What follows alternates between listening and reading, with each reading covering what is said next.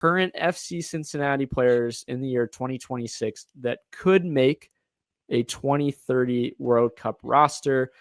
He, I think, had put here not likely, there's a chance, and likely. Yeah. So thoughts behind it. So Okay. I didn't put everybody on here. I just put the players that have either been called up to a camp or have been involved in their national team in some way.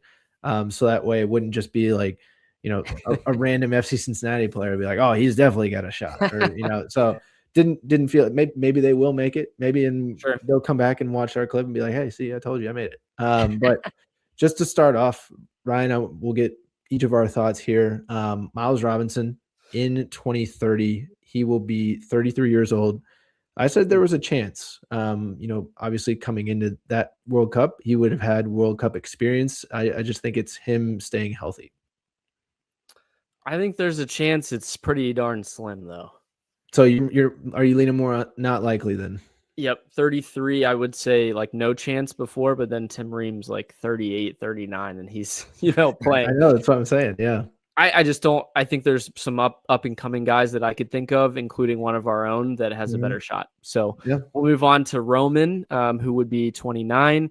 Sam says there's a chance. I think that there's a chance, but – again, I wouldn't go a high one just because I wish he would have at least been included to the practice team. We see Diego Cochin is named. And then I think there's another keeper as well. Like if they were thinking about Roman for the future, they would have brought him in and said, hey, we kind of see you for the down the line. I think him and Schulte are people that, hey, domestically, they've been pretty solid in the MLS. Brady is the younger one that maybe could kind of vault himself to a bigger role. So if he was in that 3, I might say there's a better chance, but he's just not. But Sam, Matt Miazga, what'd you think? Yeah, not likely. At that time, he would be 34. And I mean, as of right now, I think you and I can agree he's kind of past his prime a little bit. No way. That's what I'm saying. There's no way. But once again, Tim Ream has done it. So, and Miazga, defender of the year, right? So if he shows up, you never know. But yeah, not likely in that one. Honestly, interesting one here, Ryan. I want to get your thought. Gilberto Flores. He has not been in the FCC squad as of late. In 2030, he would be 27 years old. I think there's a chance because he had played in the 2024 Olympics with Paraguay, and Paraguay is in the World Cup this year. Flores is not in that squad. However, I think if things happen, right? I mean, that's 4 years away. So does he mature a little bit more? Does he able to get playing time somewhere else? You never know. 0 chance. All right. Sorry, just from the way I've seen him play, and maybe he goes on a career, run and just is unbelievable. But from what I've seen this season, like he's just not cut out to be an international center back. Like he might not even be an FC Cincinnati center back by the end of the summer. We'll see. Maybe, I mean, is there always a chance? Yeah. And Paraguay is a solid team. I think they had a really good World Cup run. South America is just so deep. And I think that's where there's a lot less likely of a chance for him. Unfortunately, that's just my opinion though. Fair enough. Ender Echenique, he would be 21 years old. I'm going not likely. Ryan, his smirk says otherwise. I think personally he would need a move over to Europe or just become an out-and-out like defender of the year type player to earn a spot. All right. This is my bold one, and I'm going to go. I think he's got a high chance, Sam. At the time, he'll be 21. He's kind of rounding into form at this point. Is he with FC Cincinnati? Is he not? He's a solid, hear me out on this, tall center back who's left-footed and can pass. Who do we have on the U.S. team that can do that currently as a center back? Not a lot. Not a great one. Yeah. So if he can, at the age of 17, do what he's doing and then kind of boost himself up and continue with what he's done, I think there's got to be a solid chance. He's played for youth national teams, as we're going to talk about. He's going to be playing. I think you can't overlook the fact that him playing now is so valuable. And like you said, is Europe the big contender to say, is he at a higher chance or not? Absolutely. That's the way, if you look at all of our center backs, except for Miles, essentially, they're all international, and Tim Ream, I guess, too. But I think it's interesting. I think for me, that's why he's got to be in the running. I honestly, I would be ecstatic. I love Andre. And Ryan, on to the next one, Pavel Bucha, who we just talked about. At the time of the 2030 World Cup, it'll be 32. Do you think there's a chance, or does it depend on the manager or where he's playing?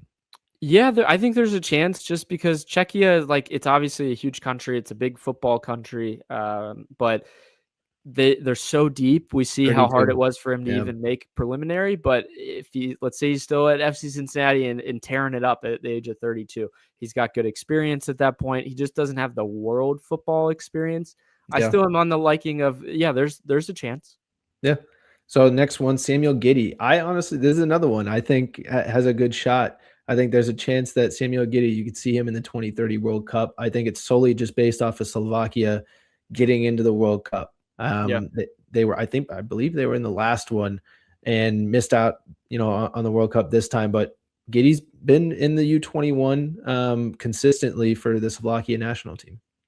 Yeah, I think honestly, again, a solid player at the age of 22. That 26 is like your prime of your career, and like Slovakia, they could definitely use Giddy. I think he's been, U20 teams, and I think there's a very high chance, honestly, is what I would put. Of all of the other players, I think, him and Ender probably is a very high chance.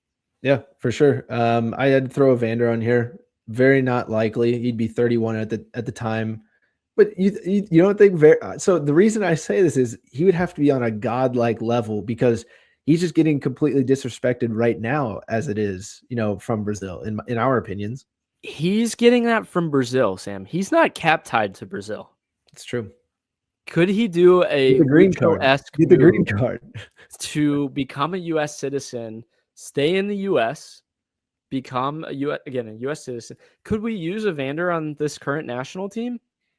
Of course we could. What do you mean? Yeah. Of course. I mean, imagine him, fighting for a spot, with Tillman or something like that, or Gio Reyna, even for like some submin. I mean, I think that would be your avenue. Not that we're like preaching to Evander to like go get U.S. citizenship, but like Lucha looked into it. Yeah. I don't know. We'll see. Just saying. Dotto, Sam, what do you think?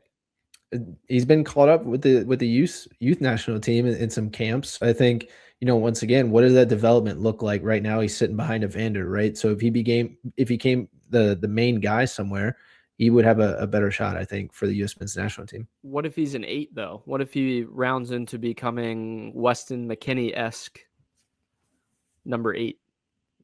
He's not. I mean, he's behind Evander, yes, but like he's earned his starts in the midfield. Yeah. No, absolutely. I mean, once again, he'd be 26 at the time, similar to Samuel Giddy. You imagine the future of that if Evander moves on. You got Giddy and Dotto at 26 years old in their prime.